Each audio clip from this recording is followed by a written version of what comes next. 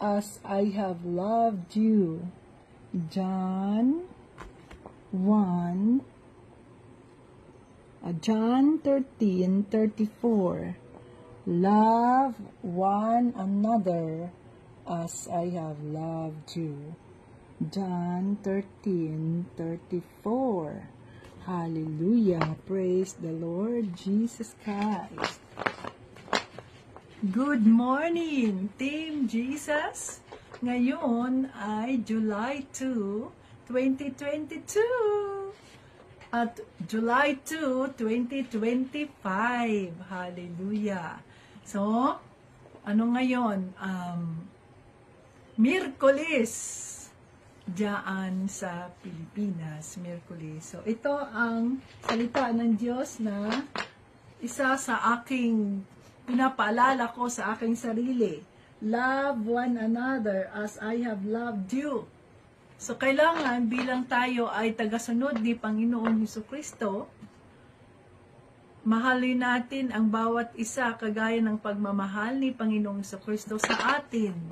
So, maaring may mga pagkakataon, may mga pagkakataon na iniisip ko sa sarili ko, bakit kailangan kong mahalin ng isang kapatid na yan?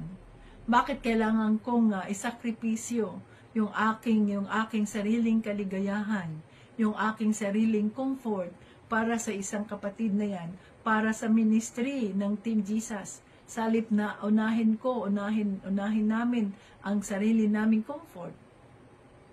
Sapagkat yun ang utos ng ating Panginoong Jesucristo. Mahalin natin ang bawat isa, kagaya ng pagmamahal niya sa atin. So, dahil mahal niya tayo, una niya tayong minahal, nararapat lamang na mahalin din natin ang ating kapwa mananampalataya. Kahit sa pamamagitan ng pagpapagdasal sa kanila, pagbabahagi ng kung anong meron tayo, ng pag-comfort sa kanila, no?